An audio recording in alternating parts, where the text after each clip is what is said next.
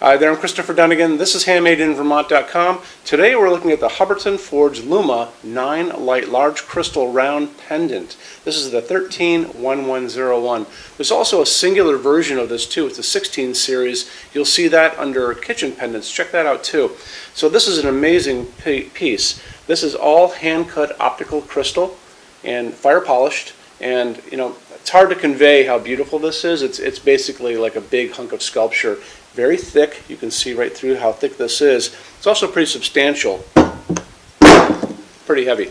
Anyway, so you have 9 of these, and they're going to be hanging from a 20.5-inch round canopy up in your ceiling, which we're going to talk more about that in just a second.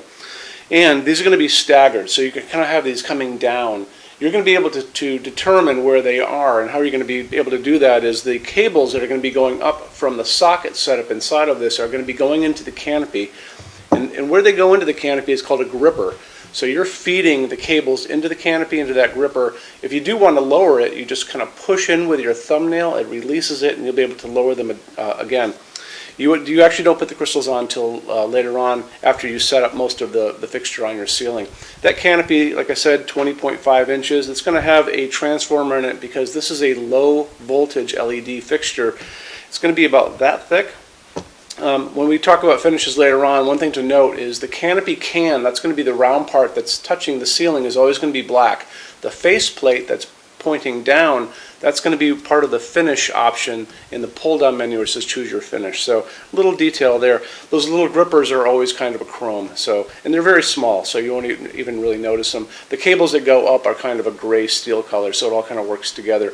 So I want to show you more about the canopy, and how we do that is we look at the installations instructions. If you're on the page for this on HandmadeInVermont.com, look over on this side of the screen, midway down under those pull-down menus, you're going to see a link. It's going to say click here for installations instructions PDF. Open that up for me, a lot to look at. Full parts list, lots of photographs and drawings about how this all goes together. It's going to hang from your 4-inch junction box. And a couple things to notice, that on that canopy there's going to be other points where you're going to be attaching it to the structure of your ceiling. Good idea to probably take this video, our page link for this fixture, and you could even hop over to Hubbardton Forge's page, and there's going to be more information there that you'll be able to take those links and just send them over to your installer so they have a pretty good idea about what you're doing. You want to tell them that that you're going to be probably using, I expect you to be using a dimmable LED on 9 of them. And we'll get into more about that in a second, and make sure that they know what you're doing. So they use the correct and put the correct dimmer on the wall for this. Okay, so the fixture body itself is 11.5 inches high, and like I said, it's the canopy is 20.5, and the whole piece is 20.5 in diameter. Overall height, now we're talking about the distance from the ceiling to the bottom of the fixture. And remember, you're going to be able to play with this during your installation. 16 at its shortest, 130 at its longest, divided up into 2 different lengths. The pull-down menu is going to give you 2 options. You're going to have a standard, that's 16 to 80, and then long is going to be 16 to 130, so you can do whichever one you want. Okay, more to get into. Let's get into what's inside of this. This is going to be using a G4 LED. The max on each one of these is going to be 4 watts, and 4 watts is about equivalent to a 40-watt halogen. Don't forget, you have 9 of these, so you don't have to go for the full 4 watts. You can go down to like 1.5 watt, 2 watt, 3 watt, and that staggers down. A 1.5 watt G4 LED is about the equivalent of a 20 watt halogen. Remember, 20 watt halogens are brighter than a normal bulb you're used to, so that's quite a bit of lumens coming out of this. Great way to find those bulbs. Bulbs are not included with this. We give the option of going out and finding the color temperature you guys want, which is really important. I tend to go on Amazon. I'm not a huge Amazon fan for lots of different reasons, but I do like Amazon for light bulbs.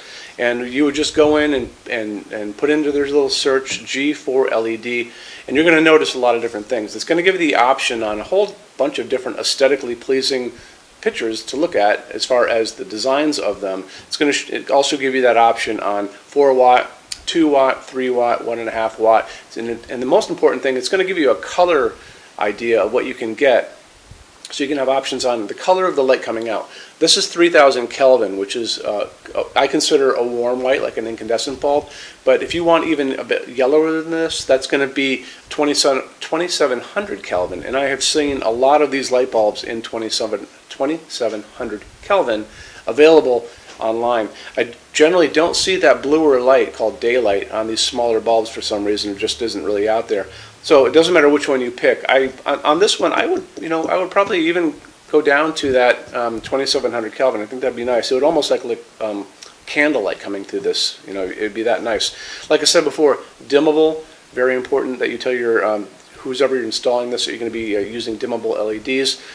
And this is also going to be using a retaining ring and to hold it all together. And you'll see that in the instructions. But also a retaining ring tool. And a retaining ring tool is a metal tube about this long that, this is a retaining ring, but the one that's going to be going on to this fixture is going to be a brass one that fits into the end of that. And you're going to be using that to kind of put it together at the very end and keep this nice big piece onto the fixture.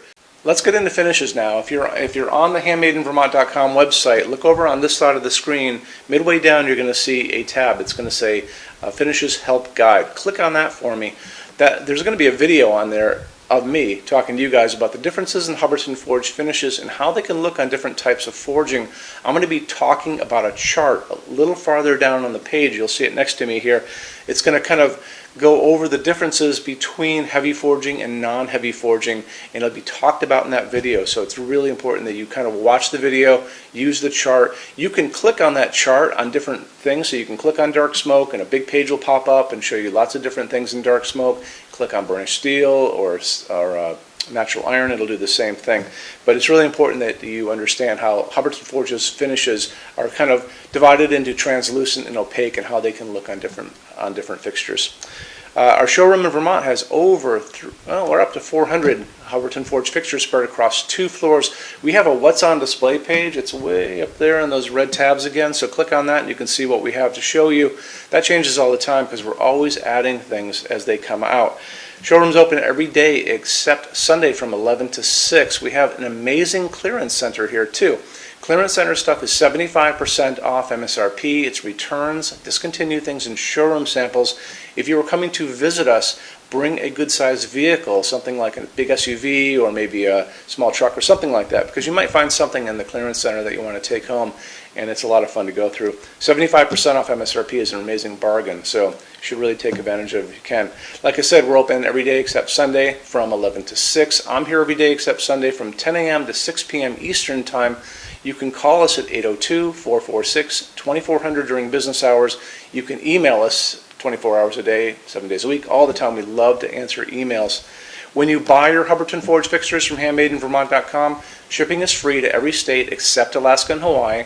There's no tax if we ship out of the state of Vermont, and we're the only dealer with 90-day returns and no restocking fees. No one else even comes close to that. Some larger items are non-returnable. We'll always tell you about that. It'll be in the description thing, that part of the description underneath on the very bottom. So keep an eye out for that. We also offer a rush program.